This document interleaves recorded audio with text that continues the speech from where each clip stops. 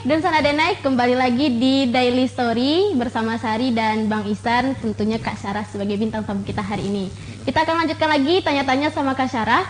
Jadi gimana Kak, tadi kan udah belajar itu 3 tahap, dengerin tanpa subtitle, dengan subtitle English, terus subtitle Indonesia. Terus setelah itu gimana, apa sih?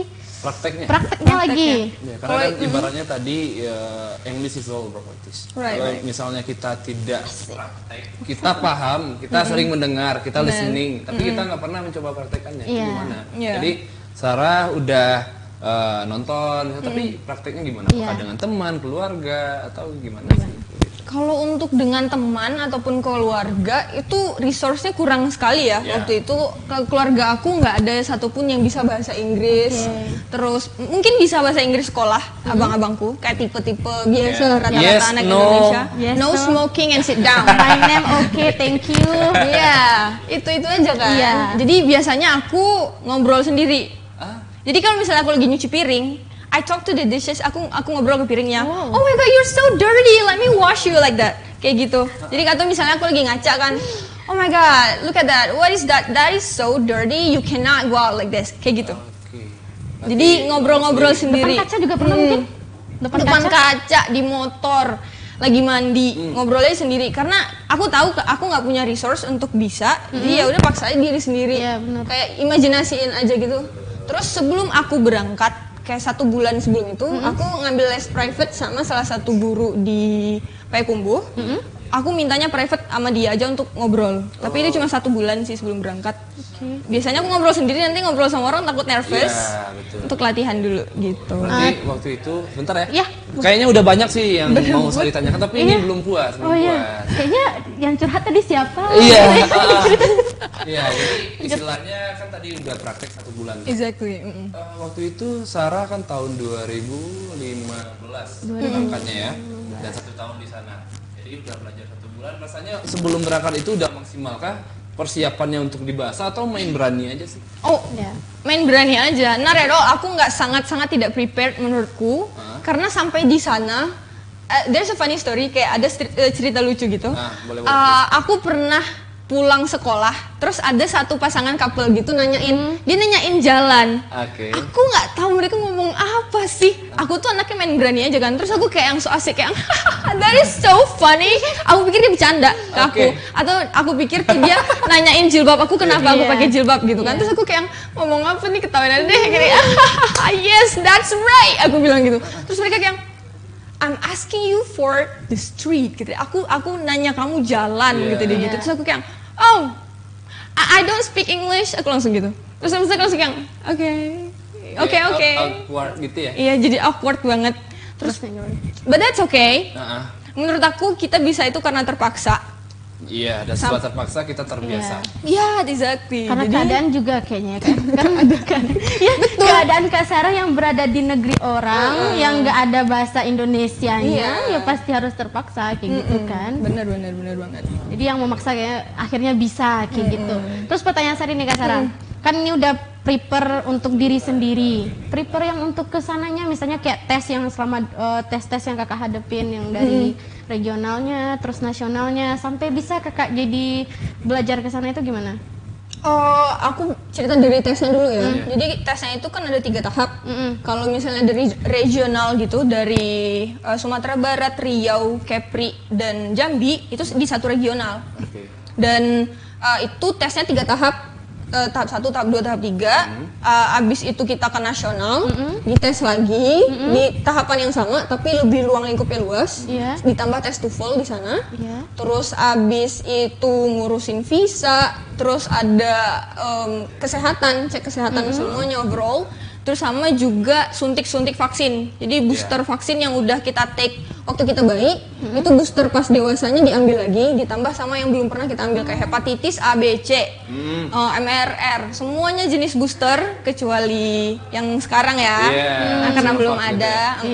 Jadi aku take semua, makanya it takes a while. Tapi bentar Kak, kan katanya udah ngurusin visa, terus juga vaksin berbagai macam, itu tuh kakak udah dinyatakan lulus atau belum? Aku selalu dibilangin sama yayasan, kamu belum berangkat, kamu belum pasti berangkat kalau kamu belum duduk di pesawat. Makanya aku kan di sekolah aku ada 2, aku dan Bunga, teman aku satu lagi yang berangkat. Jadi kami tuh nggak pernah cerita ke siapapun kalau kami bakal ke Amerika.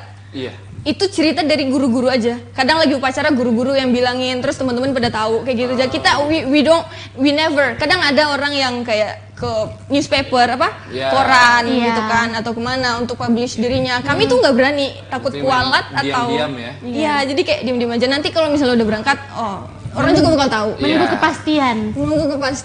Mending udah pasti berangkat, jadi barulah orang-orang tahu begitu ya kan. Karena emang waktu itu sih kan kita satu angkatan tuh. Isan sendiri nggak pernah dapat itu kabar, ternyata tahu-tahu udah sebulan jalan mereka baru dapat info kalau Kak Sarah keluar negeri.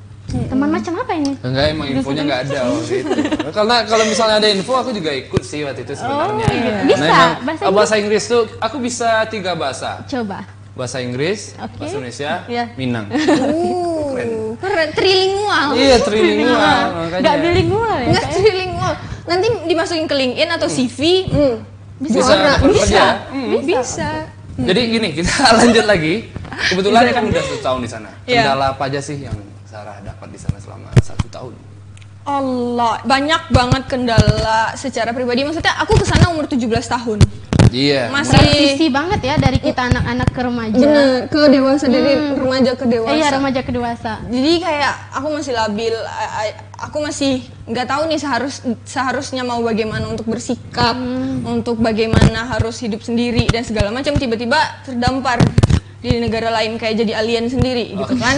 Jadi bahasa, makanan, agama, teman, semuanya untuk komunikasi keluarga itu kendala-kendala yang aku hadapi sih. But kendalanya tidak begitu banyak karena aku lebih banyak ngeliat sisi positifnya. Jadi terovercome lah. Sisi positifnya. Jadi setelah ambil resiko dengan berangkat ke Amerika, nyampe di sana ya nggak usah pikirin hal-hal yang membuat kita jadi bingung dan pengen balik pulang ya. Benar. Karena kita udah ambil jalan, berarti ya harus diteruskan. Pilihannya udah diambil. Bang Isan nanya kendala, kalau Sari nanya pas sampai mana Kak Sarah tuh ngapain? Kemana Kak Sarah nyampe sana? Pas pertama kali? Iya. Kan aku di sana tinggalnya sama keluarga. Maksudnya keluarga angkat. Berarti di Amerika, sebelumnya dari Indonesia berapa orang untuk program itu? 85 orang. 85, salah satunya dari Payakumbuh. 85-nya ke sana semua Kak? Ke Amerika semua atau dibagi-bagi? Semuanya ke Amerika, tapi dibagi disebar gitu. Jadi satu state or satu provinsi itu 2 orang, tapi mereka harus beda sekolah, beda kota. Jadi nggak boleh anak Indo nggak boleh sering-sering ketemu gitu loh di sana. Berarti, takutnya nanti ngobrol bahasa Indonesia terus nggak berkembang. Sarah dapatnya di kota mana? Aku Lanex namanya, South Dakota Selatan. Oh, itu dekat Chicago ya? Iya. Tadi kita cerita Anda tahu ya. Jangan Anda bilang. Udah ada obrolan sebelumnya dan sana denai antara Bang Isan dan Kak. Iya benar. Ketahuan. Iya, oke, berarti di sana tinggal sama keluarga. Keluarga angkat itu orang keluarga asli Amerika.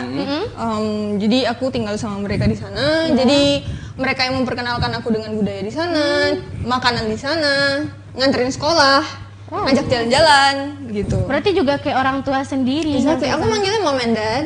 Mom and dad. Mom and dad. Kalau grandma, grandpa-nya aku juga panggil grandma, grandpa. Punya kakak, adik di sana juga mungkin? Aku punya adik semua. Adik semua? Aku punya adik 3. Aku sebenarnya tuh host fam-nya 2. Pertama kali itu masih temporary, terus aku pindah ke host fam yang satu lagi. Jadi yang satu lagi ini 9 bulan lah. Jadi yang di sana aku dapat 3 adik. Yang satunya umur 15, terus ada yang SMP, ada yang SD juga. Terus nyampe sana tuh orang tuanya tuh kita yang cari atau misalnya yayasan itu yang carikan langsung? Yayasan yang cari bukan yayasan sih, pemerintah Amerika Serikat.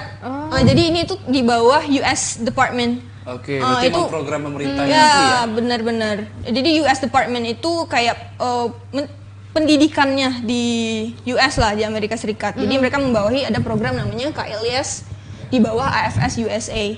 Nanti mereka secara organisasi akan mencarikan kita keluarga angkat. Jadi nggak bakal takut. Mereka juga bakal seleksi keluarga angkatnya. Kadang kita takut nanti dia apa-apain nih sama orang Amerika gitu kan. Bakal diseleksi mereka, apakah mereka aman atau tidak. Terus abis itu sebulan atau pokoknya sebelum kita berangkat kita harus sudah tahu bahwa kita bakal sama mereka. Oh, udah dikenalin gitu. Kenapa terdiam? Itu saudara Hafiz nyuruh break tapi 30 detik lagi. 30 detik. Nah, jadi karena masih ada 15 detik lagi, saya mau nanya. Ya, tadi 1 tahun di sana, udah dapat keluarga baru. Jadi kira-kira selama di sana apa sih perbedaan pendidikannya di sana dan di Indonesia? Tapi kita tahan dulu karena akan ada iklan yang lewat. Jangan kemana-mana. Di sini aja. Di sini aja.